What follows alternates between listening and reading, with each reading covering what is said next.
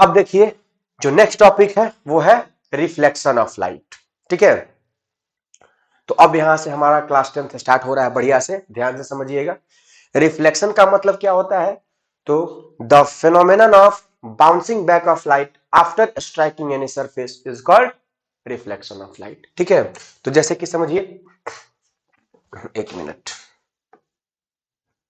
का क्या हो जाता है जी, देखिए ध्यान दीजिए। तो ये है हमारे पास सपोज एक रिफ्लेक्टिंग सरफेस, हम यहाँ पे बना देते हैं, ये तो बना हुआ है ही, ध्यान समझिएगा। ये है हमारे पास एक रिफ्लेक्टिंग सरफेस, मींस एक मिरर हो या फिर एक स्मूथ सरफेस हो, यानी कि पॉलिश्ड सरफेस हो। तो ध्यान से समझिएगा, इस पे अगर एक रे ऑफ लाइट ऐसे इंसिडेंट किया, तो क्या होता है ना कि ray of light bounces back कर जाता है। ठीक है, अगर स्मूथ सरफेस पे रे ऑफ लाइट फॉल करता है तो वो बाउंस बैक कर जाता है, and this phenomenon is called reflection of light. ठीक है, तो अब इसके बीच में अगर हम लोग नॉर्मल ड्रॉ कर दे, नॉर्मल का मतलब क्या होता है, एक परपेंडिकुलर लाइन, क्या, एक परपेंडिकुलर लाइन ड्रॉ कर दे, तो ये जो इस रे को हम लोग क्या बोलते हैं, इंसिडेंट रे। क्या है, इंसिडेंट रे। और ये रे क्या है, रिफ्लेक्टेड रे। और इसके बीच में परपेंडिकुलर लाइन ड्रॉ कर देते हैं, जिसको हम लोग क्या कहते हैं, नॉर्मल।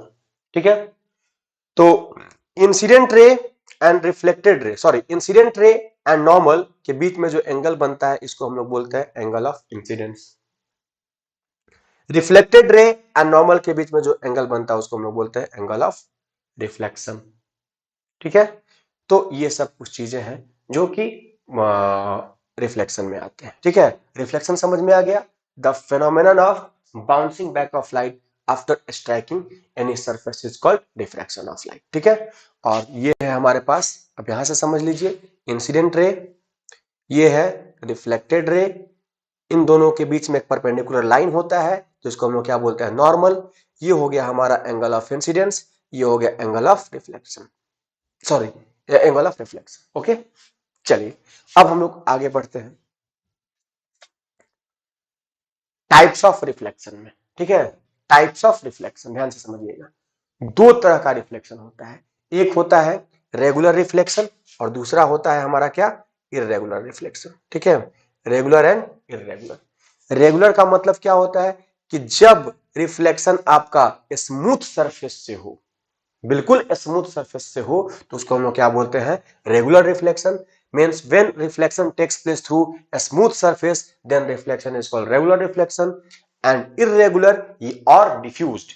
irregular को भी diffused भी कहा जाता है, irregular रिफ्लेक्शन को diffused भी कहा जाता है। तो वो क्या होता है भाई, तो जब रिफ्लेक्शन आपका रफ सरफेस से होता है उस रिफ्लेक्शन को हम लोग बोलते हैं irregular reflection. Means when a beam of parallel lights rays is incident on a rough surfaces, then the reflected rays are scattered in different direction.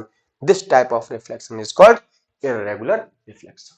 Okay, चलिए अब हम लोग समझते हैं नेक्स्ट टॉपिक में, वो क्या है, बहुत ही इंपॉर्टेंट, वो क्या है सर, तो लॉज ऑफ रिफ्लेक्शन। ठीक है, ध्यान से समझिएगा, दो तरह का लॉज होता है, एक होता है आपके पास, मींस रिफ्लेक्शन का दो तरह का लॉज बोल रहे हैं, दो लॉज होता है, क्या क्या, तो एक होता है, जैसे अभी हम लोग क्या पढ़े रिफ्लेक्शन में, कि ये वाला अगर रिफ्लेक्टिंग सरफेस है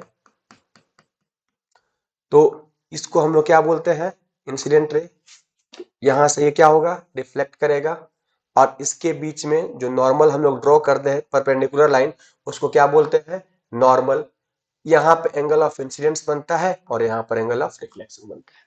ठीक है, तो पहला लॉ क्या कहता है कि angle i is always equal to angle r, angle of incidence is always equal to angle of reflection, first law लिखा हुआ है। ठीक है, दूसरा क्या है, ध्यान से समझिएगा कि incident ray, incident ray comma reflected ray, reflected ray and normal lie on the same plane।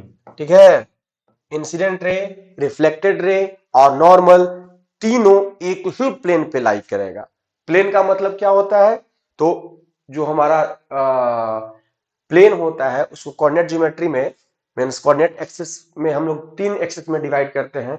एक होता है X Y plane, Y Z plane and X Z plane. ठीक है, तो अगर हमारे पास incident ray X Y plane में है तो रिफ्लेक्टेड रे भी हमारा एक्स वाई प्लेन में ही होगा और नॉर्मल भी एक्स वाई प्लेन में ही होगा। इस चीज को समझना है। ठीक है, यही है आपका लॉज ऑफ रिफ्लेक्शन। क्लियर? चलिए